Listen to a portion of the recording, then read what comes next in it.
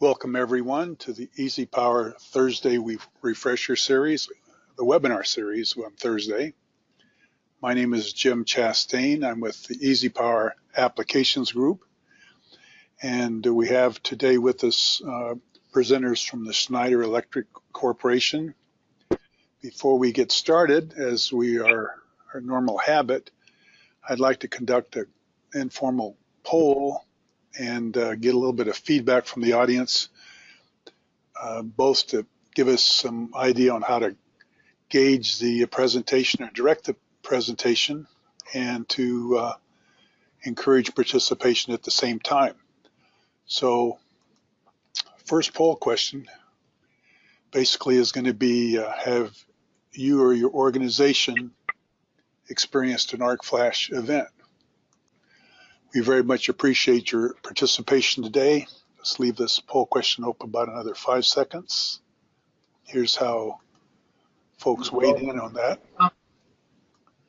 All right, and then the second is with respect to your particular system that requires mitigation, which type of equipment is most problematic for you in your particular case. And again, there's no liability. We do encourage questions as the presentation proceeds. We will have a Q&A session after the presentation, and hopefully we'll be able to get to all the questions that are submitted. So let's give this another 5 seconds, and here's how people have weighed in on this. Excellent. Yes. So again, I'd like to introduce our guest speakers, Charles Hardy and Farhad Maslimi. Charles is currently the launch leader for protective relays and arc flash products in North America for Schneider Electric. He has 28 years experience in application of protective relays and related products, and 38 years of experience in the power systems industry. Currently, he resides in Franklin, Tennessee. Farhad holds a BS in Power Electrical Engineering and has 30 years experience in the field. He's a registered professional engineer in Ontario, Canada, and provides technical support to the Schneider Electric commercial team located in Mississauga. So with that, let me hand the presentation over to Charles and take it away. Thank you very much, Jim. And to all the attendees, first, thank you for your time and attendance today. We appreciate your participation. We look forward to sharing ideas with you, and if there's something we can do to help, please ask us. As Jim has already mentioned, both Farhad and I are participating here today. I'll be doing the presentation. Farhad will be helping me field questions. The third person from Schneider Electric that's here today is Rodrigo Cashney. He's the Director of Sales for North America for our flash and relay products for Schneider Electric, sitting in Houston, Texas. So he's the third member of our team. So to get started, today we're going to discuss optical arc flash solutions, or as we phrased it, the National Electric Code standard 240.87 meets optical arc flash. So that's what you're in for today. Here's the summary of the agenda. We're going to talk a little bit about the history of arc flash, where it comes from, some of the sources of it. A lot of this you probably already know. I was gratified to see that the bulk of you have not experienced an arc flash event. That's good. Those of you that have a lot more experience than me and a lot of others on the call. So I hope you get something out of this, and I hope there's something we can do to improve the safety of your people. Second, we're going to talk about other ways of mitigating arc flash, just so that we set the table with all the solutions that are available to you, or the ones that are most prominent, I should say, to make sure that everybody is at least somewhat aware. And we encourage you to get more information about these classical methods. And we're going to talk about 240.87. Then we're going to move right into optical arc flash and what that means, and how we can use some equipment to mitigate arc flash and produce some very important safety results. Specifying considerations, what we consider to be important when you're asking for your equipment, be it medium or low voltage, switchgear, motor control, panel boards, etc. We'll talk about that. And finally, a summary. All right, bear with me 1 second as arc flash, the phenomena. Energy contained in an arc flash event can be roughly calculated as an I squared T event. That is current times time raised to the second power, making both elements of that equation critical. The current value is generally effectively fixed by the system impedances, the system makeup. There's not a lot you can do with that, but there is some things you can. While time, T, is what we actively look at when we're trying to remove energy. We're talking about energy, how it's created, and how it can be controlled in an electrical system. Most arc flash reduction systems today focus on the reduction of time to mitigate the effect of energy. However, there are other systems, sometimes called crowbar systems, that drive the energy down by creating an electrical environment where the arcing is more difficult. More specifically, a crowbar, as some of you might know, is a system whereby we induce an intentional three-phase fault on the system. We drive all three phases to ground, which effectively reduces the energy. This is a way of actually impacting the I in the calculation. And that system, those systems do work. They tend to be on the higher end of the cost scale, but they are out there. Not what we're going to focus on today. The key point for this slide, of course, is that an arc flash is an electrical explosion. It involves a lot of things, including heat, pressure. And the key thought, as many of you already know, is that the language that we use when we talk about arc flash is energy measured in calories per centimeter squared. This is something that was derived years and years ago. The arc flash phenomena has been studied for a long time, over 25 years. And some of this methodology, some of these solutions are almost that old. Some of them are newer, some of them are getting better as technology improves. But this is a phenomenon that's been studied for a long, long time. And we continue to educate people like yourselves on the phenomena and what might be done about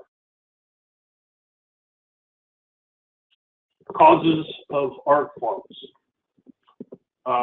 Lots of things cause arc faults. One of the biggest, of course, is service maintenance of switchgear. If somebody goes in and is tightening down bushings or bolts on busway, and they inadvertently leave a tool in there, that is a very common occurrence.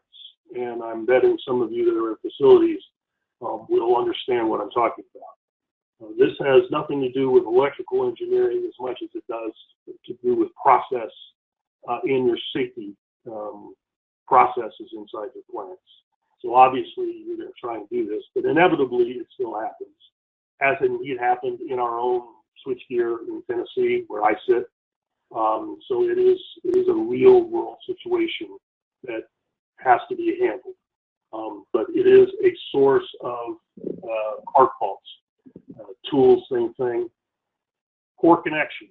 If we don't tighten everything down correctly, you could get arcing, which could be caused by moving the gear into place, shipping it across country. Obviously, one of the things you do when you install any equipment is to tighten everything down.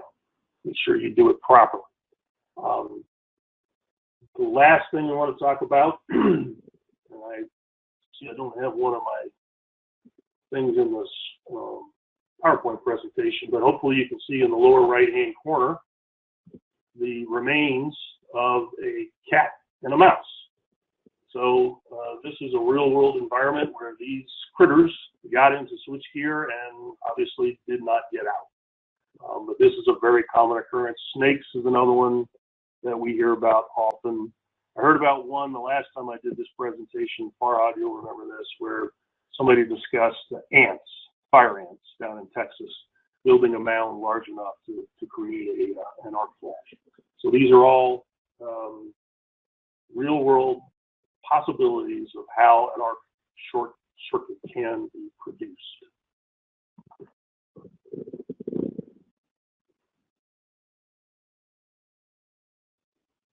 In case you missed it, on the slide, it might be too small for you, but if you look inside that red circle, you'll see a crescent wrench.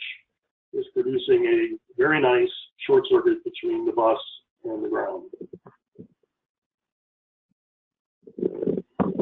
How common are arc flash events? There's a lot of information out there, and I'm not going to pick a side because this is a very important topic to take seriously. But there are a lot of reports out there that it could be as low as 5 to 10 per day, which would work out to be low hundreds per year, and then the high estimate of 30,000 per year worldwide.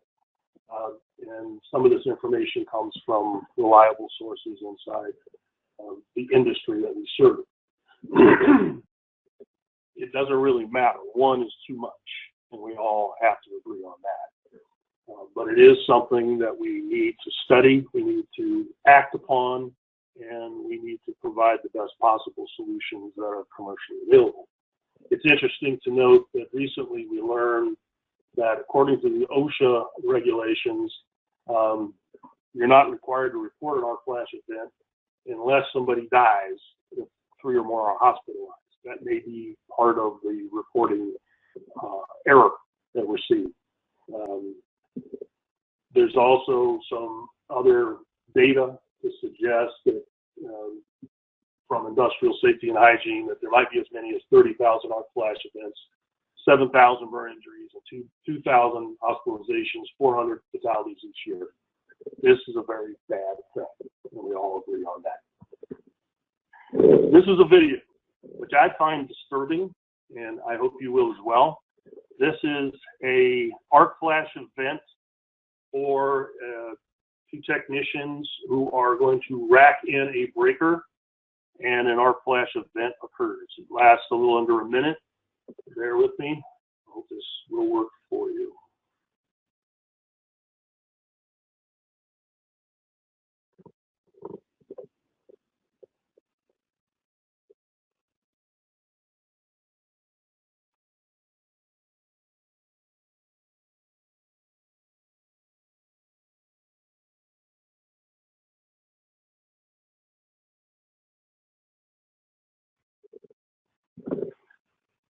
I hope nobody ever has to experience that or have to talk to somebody who did. But that is an actual event. This is another example of how an arc flash event can be occurred. One of the most common, of course, is racking in circuit breakers after maintenance.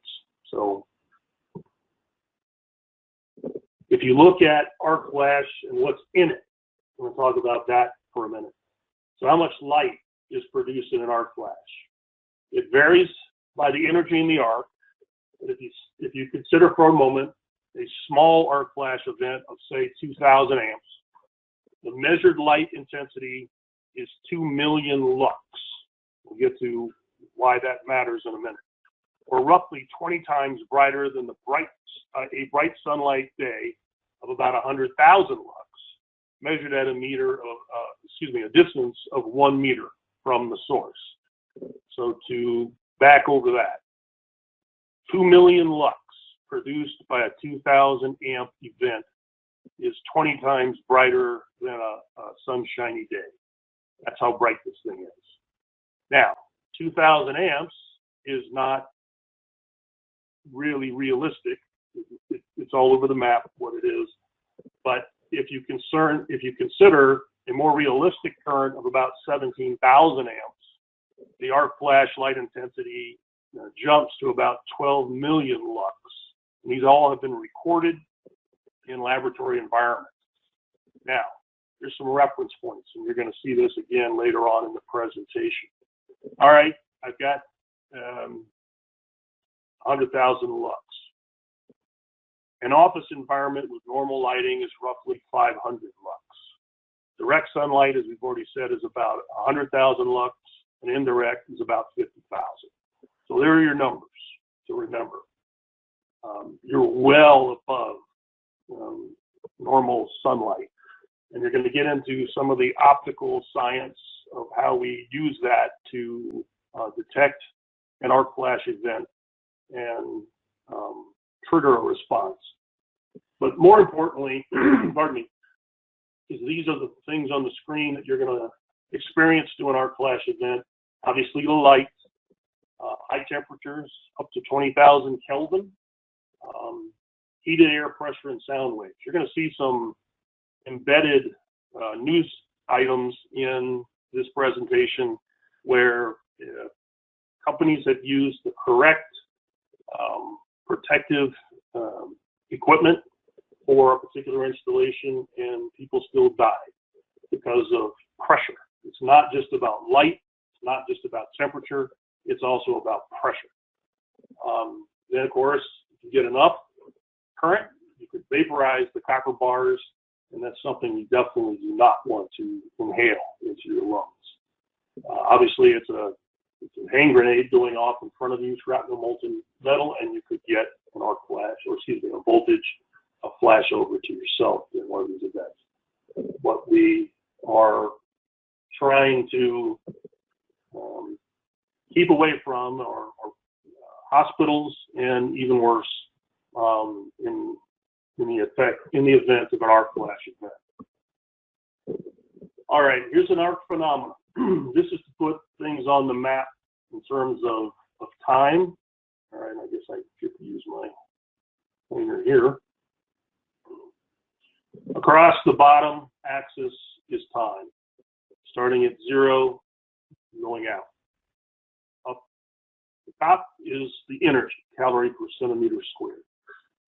Now, if you do the calculations, anything under 100 milliseconds total clearing time is considered a win. And you want that as small as possible. Anything above that, you are in trouble. And you could experience damage to equipment and personnel at anything above 100 milliseconds. That's one of the numbers you need to consider. After 500 milliseconds or a half a second, you're definitely going to have some major damage. So if we focus for a moment down here in the less than 100, the optical sensing devices that we're talking about today can actually detect an arc flash event in 2 milliseconds or less. That's what the 2 is for. But then, that's just the detection phase. You have to run it through your circuit breaker. And how fast are your circuit breakers? 3 cycles, 5 cycles, what are they? Well, that's your total clearing time. You can see that in a minute. So this is what we're dealing with. Somewhere upwards of 80 milliseconds or less, if you do it correctly, is possible with an optical arc flash system. And other systems as well, not just optical arc flash, the one we're talking about today. So if we again reiterate, the total time, which is the total clearing time, which is the time from when the arc flash is started until the time the arc flash is cleared, is equal to the detection time, which is the detection of the arc flash, the control, which could be arc flash device or embedded in a relay, and then the operation time. So this is your circuit breaker, and the other 2 reside in the detection system. So this is what we're focusing on today. The faster we do this, the more time we give to the circuit breaker. And yes, some of you may already know, there are R&D projects working on getting faster and faster circuit breakers for just this reason. The other thing you'll notice we haven't talked about yet is as you go up the curve in time, you're looking at some very serious temperatures cable fires, copper fires, steel fires, you're melting the place if you get too far out here and you have enough energy. Pardon me. On the right-hand side of the screen is a older circuit breaker racked out where you can see the arc flash event has effectively destroyed these contact fingers. All right, more important numbers to keep in mind if you don't already know these. Some of these may be well known to some of you, some of them may not. Key incident energy values. So when we talk about arc flash, we introduce a phrase called arc flash incident energy, or AFIE. You've probably heard of this somewhere along the way. This is the measurement by which we decide how much energy is being released by the arc flash. Some time ago, there was some standards put in place that 1.2 calories per centimeter squared is roughly the threshold of a second-degree burn injury. And you can read the rest. 8 to 12. 40 had been pretty much the maximum allowable. I understand that there are now 80 cal per centimeter squared suits out there. I personally wouldn't want to be in one, but I understand it is part of the protection, and I wholeheartedly endorse it. All right, let's talk about a potential typical system. 480 volts, you're talking 18 inches, which is a typical distance. You got to decide for a calorie, how far away am I from the energy? Am I 1 centimeter? Am I 100 miles? In this case, the standards typically look at 18-inch working distance. So I've got a 480 volt solidly grounded system with a voltage fault value of around 25,000 amps. Okay, if the full 25,000 amps is available during the arc flash event, then you've got your instantaneous trip on your breaker set to about 5 milliseconds. So you're going to get that instantaneous trip out of your breaker, including your breaker clearing time, and you're going to end up with roughly 2.3 calories per centimeter squared. However, as is normally the case, rarely does the full voltage fault value show up in the arc flash event. So what you're worried about is that it may not raise itself far enough up into the instantaneous value of the breaker, and you may actually be in the short time delay of the breaker, which is roughly 0.3 seconds, and you're into almost 15 calories per centimeter squared. Now, if the worst thing happens and you go all the way through the service entrance, the maximum calculation time, this is the fuse on the primary of the transformer, 98 calories per centimeter squared. These are a typical thing to think about. Your values were different, obviously, but consider how often you see that low of value. So the point is that there's probably more energy in the system than you might think, which is going to be where we end up how to do this. All right, arc flash PPE. Many of you already know this is what 8 calories per centimeter squared looks like. This is what 40 calories, sometimes called the moon suit.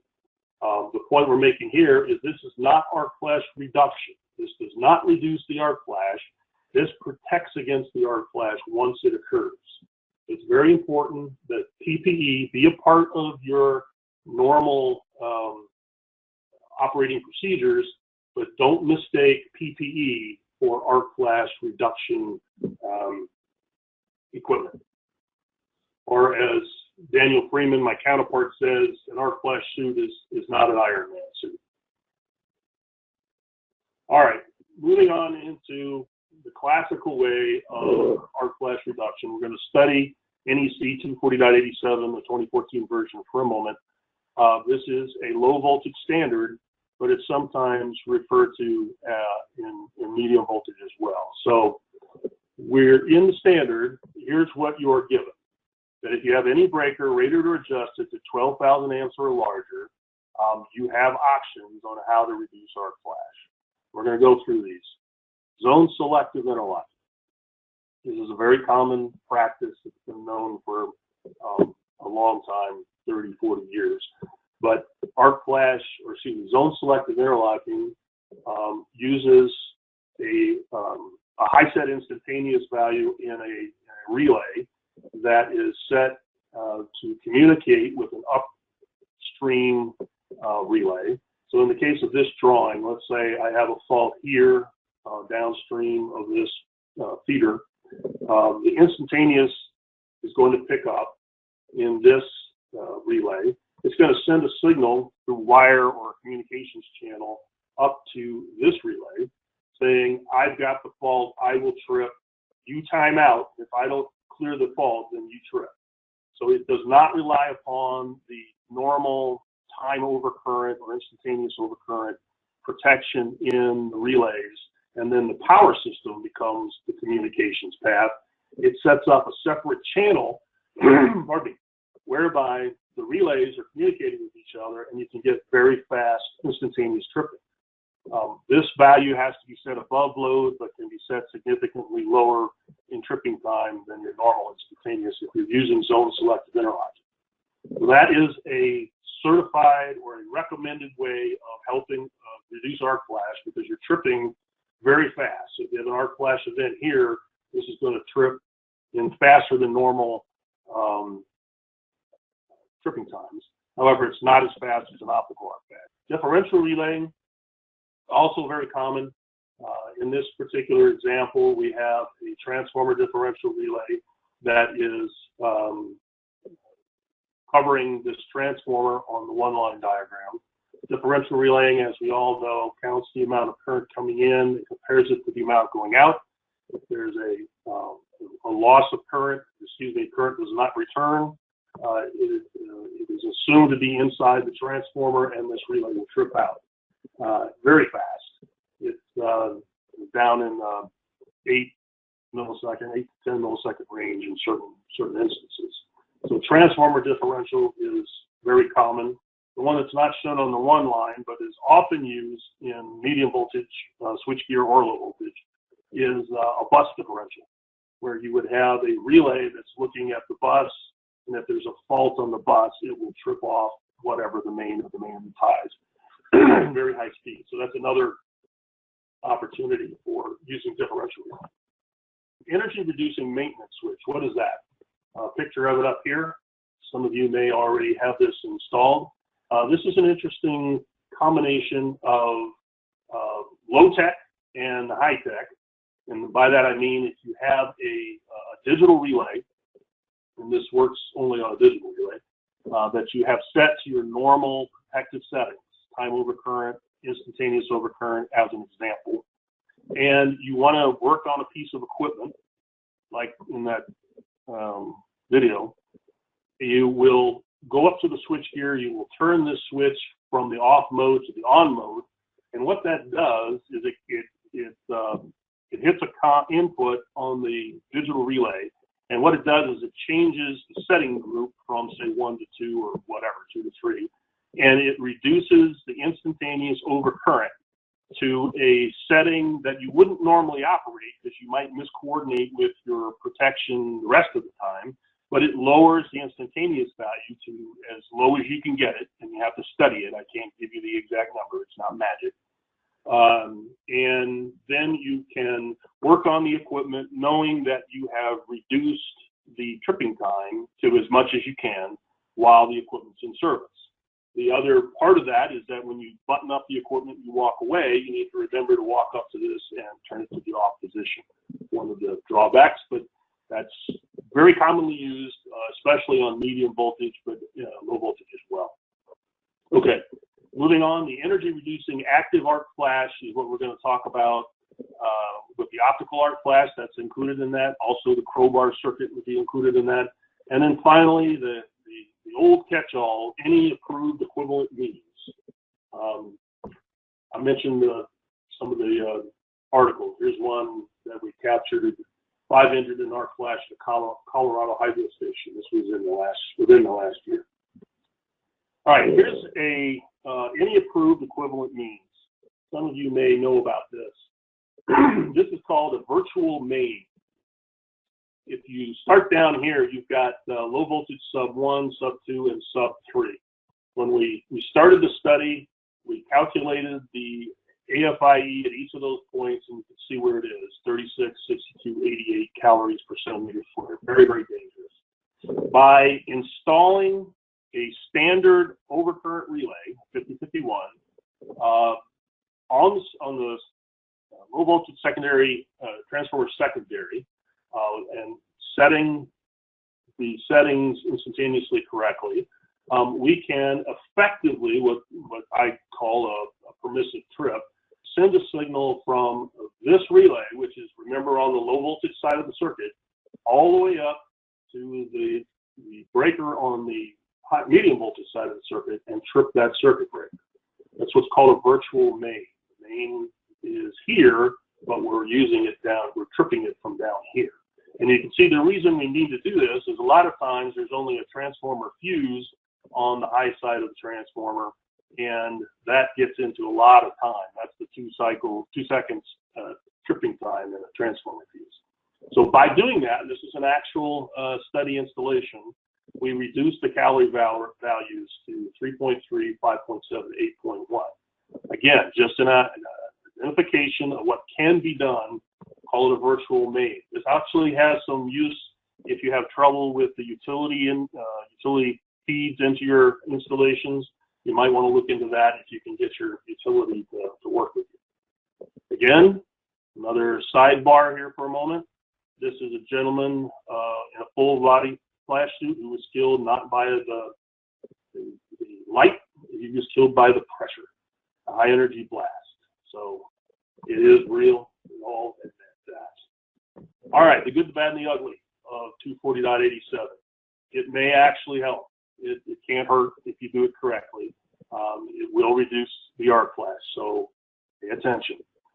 It may not result in any reduction if you don't do it right, because there is no particular performance requirement. That's the punchline to this whole thing. We'll get to that again in a minute. The ugly of this, there's no consideration of what's known as zones of protection. Probably all heard of zones of protected relay protection. We're not talking about that. We're talking about arc flash protection zones. Talked about that some more. Differential relaying is very good. It's the second best, in my opinion, as long as what's in the zone. But if you don't put the breaker in the zone, you're not getting everything out of it. ZSI maintenance switch. What about the line side of the main? So as in everything in life, there's ups and downs, positives and negatives. All right, moving right along. We want to get to light sensing arc flash reduction methods. I mentioned early on some light intensity values. So here are some that came out of Wikipedia. And again, down here we mentioned earlier 100,000 lux for direct sunlight. This one says anywhere from 32 to 130. So the point is that's a point of interest for direct sunlight. When we want to study an arc flash, we need to understand the physics and the science behind it a little bit. So we start with what is known.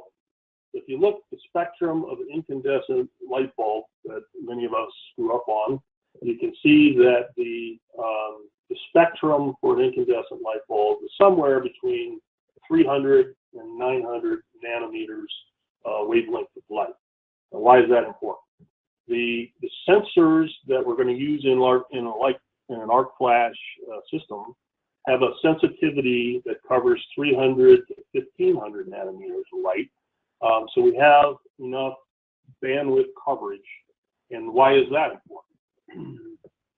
If we look at a study of actual arc flash events, again, wavelength across the bottom, these are the number of counts of a particular wavelength, and you can see that it tracks somewhere from 200 nanometers to maybe 900 nanometers, which is very close to the incandescent light bulb.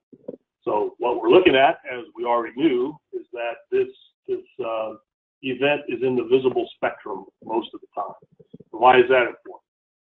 Because we have to build our sensors that will detect that kind of wavelength in a particular area. So what you're looking at here is a photometric diagram of a point sensor. This is the point sensor here, and it's pointing that way. I'll get to that in a minute. but you can see anything inside the red line will cause this to operate. So, and again, the information I haven't given you yet, and now I'm giving it to you, is that the pickup level for this is around 8,000 lux. Why is that important? Well, it's above normal lighting. Remember, that was about 500 lux, but it's below daylight of 100,000 lux. So you wouldn't want to put this out in daylight because it would cause it to operate. But what it's doing is it's looking for light intensity. Now, I mentioned this. Look at the photometric. The photometric actually goes from behind the sensor. Why is that important? That means that if there's an arc flash event, for whatever reason, this happens to come in from this angle, the sensor will also detect it. Anecdote, when they first installed these sensors in some of our equipment in Smyrna, they actually installed them 180 degrees the wrong way, and the sensor was only reading off the back, and it worked every single time. So the sensors do work. They are very, very fast. Get to that in a minute. Okay, this is what an arc sensor looks like. It's about as big as the end of your thumb. The point right here is where the photodiode resides, and it converts the light to an electrical signal, and then the cable is a 2-wire assembly with a shield wire coming back here. It requires 12 volts. It draws 2.5 milliamps in a quiescent state, and it's continuously supervised. So if something breaks, you get an alarm. 8,000 lux already mentioned. The spectrum already mentioned. Converts it to a current pulse, and 20 milliamps is what you get back.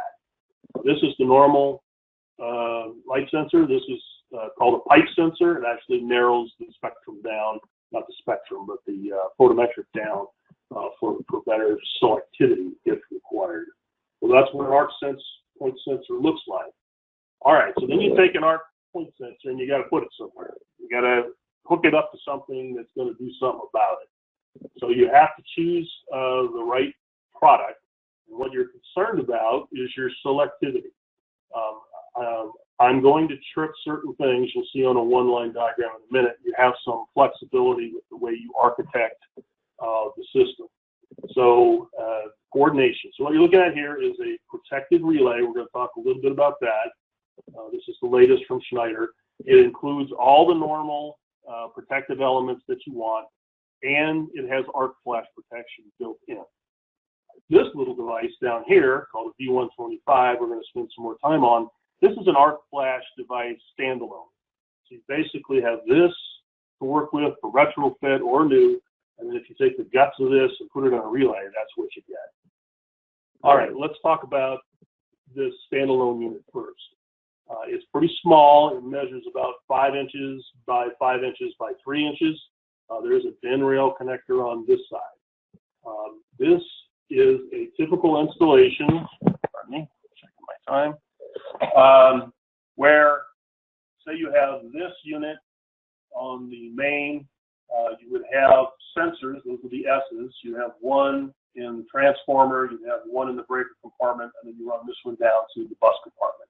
So this is for the main. Say this is medium voltage switchgear as an example. And down here on your feeders, you would have another V908, and you would have a sensor in the bus compartment, a sensor in the breaker, and a sensor in the cable compartment, etc. going on out. Now, each one of these devices can take up to 4 point sensors, so you can mount them wherever you want to. The key thought for this is that A, it's retrofittable to existing equipment today, and you can create a system, this master trip. So say you had a fault in this circuit breaker, the second one, in the circuit breaker compartment. The optics would pick up here, and you have an option of directly tripping this circuit breaker or the main, or both, if you want to, through this channel called master trip. So that's the solution that we offer. There's no software for setting this thing. There are dip switches on the top. It's very easy to set. Point sensors, control power, put the sensors where they need to go, and you've got a system going. The alternative, of course, as mentioned, is the arc flash relay, the P3 is what we're calling it. You get full protection with integrated arc flash, same as before on the V125. You could retrofit this into your old switchgear, or you could specify it in your kit. All right, briefly, you've got two ways of communicating back to the devices, through a point sensor, as already mentioned, or a loop sensor. Both of them had advantages and disadvantages, and you need to understand them. So for point sensors, we've already talked about those. For the loop, you can put a loop around the bus, loop around all the breakers, and a loop around the incomers, and you got it. The downside of that is you don't know any selectivity. You don't know which breaker, as you do over here. So it's pros and cons. One thing I haven't mentioned up till now that I should have, is that the time it takes for any of these devices, whether it's a point sensor or a loop sensor, is 2 milliseconds to communicate from the sensor to the relay and then back out again. It's 2 milliseconds to not to trip. Remember, you got the breaker clearing time, but to initiate a control signal. What you can do with these types of devices is set up zones of arc flash protection. You can see on the screen how they might be architected. There's an example, same example as before, of a damaged breaker without arc flash protection. Here's an interesting one taken right out of one of the relays. If you look over here on the right-hand side, you've got 3 phases, A, B, and C, assume. C phase was involved in a minor arc flash event, tripped in less than 4 cycles, and you can see there's just a little bit of dust that has to be wiped away. The unit was put right back in service. So this stuff does work. We have field experience. All right, specifying considerations. All right, number 1, you have to do a study. This is where I put a plug in for EasyPower and others. You have to do an arc flash study to know what you've got before you can come up with any kind of solutions. This is a an equivalent diagram of the arc flash, the impedance of the short circuit, the current of the short circuit, and then the load.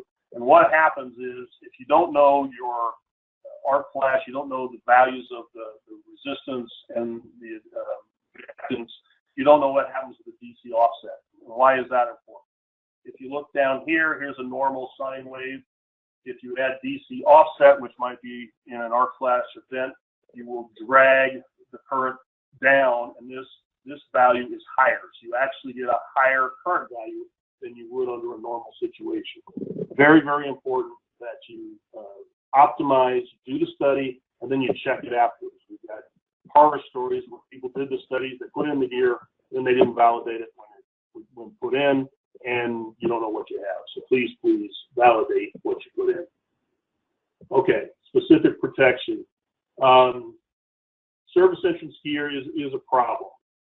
So if you have a typical installation which might be low voltage into the factory with no medium voltage, when you want to isolate, that means you have a breaker upstream far enough to clear the fault. If the utility does not allow trip the fault on the upstream side of their transformer, you may have to trip more switchgear. That is what we mean by what constitutes isolation. How much do you have to trip to get the arc flash off? Kind of depends on what you inherited in low voltage and medium voltage switchgear when you start. With larger installations, medium voltage, set up your digital relays correctly, you can easily get some improvement with almost the principle. Again, the study will tell you that. Remember, you're going after faster tripping, but you have to be careful. You don't want to over trip. You don't want to trip out the place when it shouldn't. And remember, maintenance switches can get you into trouble. All right, I'm going to go faster now. These are some of the actual events that have occurred that we've seen. Water wastewater facility use optical relaying and an arc resistant gear. We call that belt and suspenders. But if everybody gets to go home, so be it. An educational facility uses a complex optical system. Might have been better off using a super optical system and zone selector interlocking, something to consider, etc. I won't read them all, but here's the punch. We recommend that picking technology, nothing wrong with picking technology, not specify performance and leave it up to the equipment manufacturers. If you say I want arc flash mitigation to be, say, for instance, 10 calories per centimeter squared, that sets in motion what we as equipment manufacturers do. Is consideration. All right, important considerations when specifying relay arc flash systems. Know who owns what. Are the optical arc sensors going to be installed in the factory? Are they going to be installed in the field? Oftentimes, personal anecdote, we've seen loop sensors have to be installed in the field after the equipment is installed, whereas point sensors can be installed at the factory. Establish who's responsible for the program. We've seen a lot of times where people don't understand that even though you've got arc flash protection, you got to program it to work, and make sure you test and commission it correctly. In summary, it's all about safety. We all have to agree that. There's lots of ways of providing safety, including the PPE, but there's technology out there that can help us all lower the arc flash incident energy, limit the equipment damage, and have to establish roles, responsibilities for who's going to do what. So we want less of this and more of this. Punchline, everybody gets to go home. Thank you very much for your time. I think I ran over a little bit. I apologize, but I'd be happy to take any questions. Charles, we have a question here from Alonzo. He's asking, how robust are the arc sensors? Are they prone to get broken or cut? Are there any sensor protected by armor, such as armor fiber cables? That's a great question, Alonzo. The cables typically are not armored. You run them with grommets or placements wherever you have to. The good news is that if during normal operations the cable itself is cut accidentally, the relay, the sensor will pick that up and will alarm that you have a problem. Typical installation for these point sensors, say in a bus compartment, there's a bracket that is screwed into the side of the side sheets of the switchgear, and then the point sensor is mounted through that, and then the cable winds its way back. That's what's been done. You there, Jim? I am. And here's a good question. Another good question is, can a standalone arc flash relay unit be installed within the enclosure of existing gear without violating UL certification for that equipment? That is a good question. Excellent question. For instance, in the case of the V908 from Schneider, it is UL approved. I will tell you right up front, I am not a UL expert, but I would postulate that if my equipment is UL approved and you put it in UL approved equipment, that should meet the requirements. I don't know, Farhad, do you have anything on that? No, as you mentioned, yes, what V908 is UL approved, and I'm assuming if you put it inside the already approved switchgear, you should not have the issue. That would be my expectation, but we're dealing with agencies. So, good question. I wish I had a firmer answer, but I would speculate that you will be in compliance, but obviously you should ask UL. Charles, the next question is from Devin. He's saying, what is the best solution for lowering arc flash on systems that do not have intelligent relays or breakers? Many of our facilities have electromagnetic breakers or fusing to protect the equipment. Yeah, that's a great question too. Devin, I would say that what you want to do is overlay some kind of protection scheme. Let's talk about the optical system. So if you have all electromechanical relays, as an example, and older breakers, you can still install an optical arc flash system like the V908 in each breaker stack. If we're talking about medium voltage, or it really doesn't matter if it's medium voltage or low voltage, but I would say a couple things. I like the optical arc flash because it is easy to retrofit. It's a very small device, like I said, 5 by 5 by 3, that you can find some space in the gear to mount, and then the sensors are very small. I would look into that. Have somebody study it for you. I'm not saying I have the firm answer. I'm saying I think this will work. The other thing that I like, having spent a lot of time in a relay manufacturer's facility, is differential relay.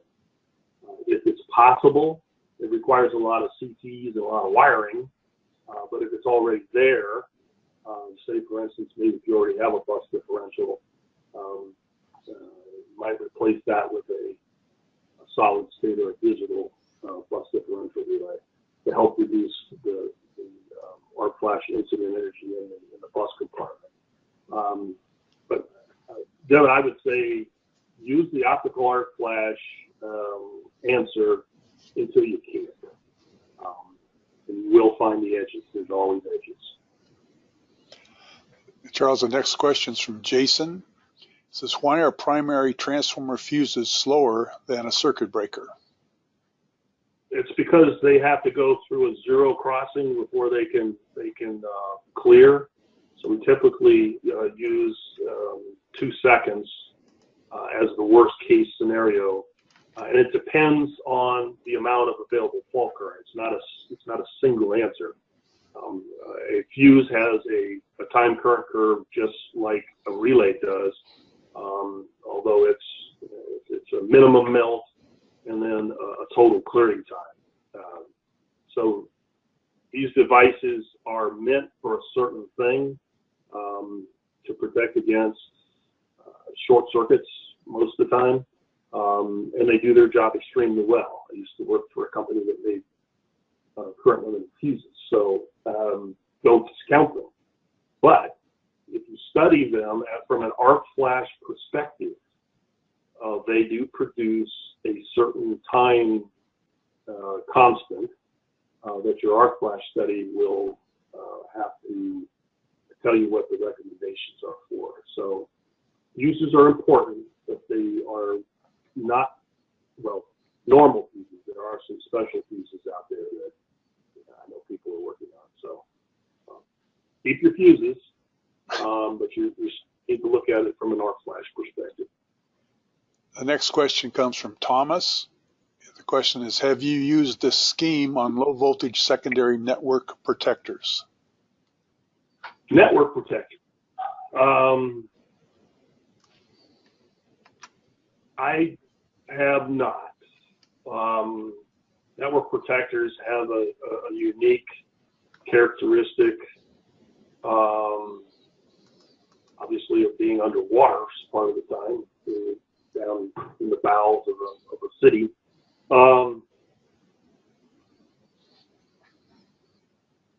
I just can't think of any examples. I think if you find a way of putting the sensors where they need to go, and then mounting the device in some kind of a waterproof case, or maybe put it inside of the breaker itself, if there's space, you should be all right. But yeah, I'm not going to give a quick yes. I think we have to study that one a little bit. Now, Farhad, do you have any experience with network protectors in our flash? No, I don't have anything in my mind right now. No. We'll have to study that one a little bit more. Thanks for your question, though, Thomas. Next question is from John. He's saying, what about using high resistance grounding as an alternative? Yes. High resistance grounding can, by definition, limit the amount of fault current that you're seeing, which would feed into your arc flash calculations in EasyPower or something else. It changes the dynamic, John. You're absolutely right. It's something that can be a part of it, It was never intended initially to be part of an arc flash solution. It was intended to reduce the amount of fault current that you would see, and your relays have to be set accordingly. So I wouldn't consider it a part of an arc flash solution. I think it's part of the arc flash calculations that have to be done to mitigate arc flash. But very good point. I had it on my slide as well. So you're right, it happens a lot. And then the last question that we have time for actually is one I can answer. The question from Renato is, does the EasyPower database include arc flash relays such as these in order to include them on the one line and calculate the reduced arc flash values combined with existing protected devices? The answer is yes. And specifically, we do include all the Schneider Electric components, both differential arc sensing and overcurrent relays. So I think that's all the questions that we have time to get to. Anything that comes in addition or we didn't cover, we will follow up with emails. Thank you everyone for attending today, and I invite you to come back through the balance of the summer. We have additional Thursday presentations equally as informative. Thank you, gentlemen. I appreciate your participation. Thank you, Jim.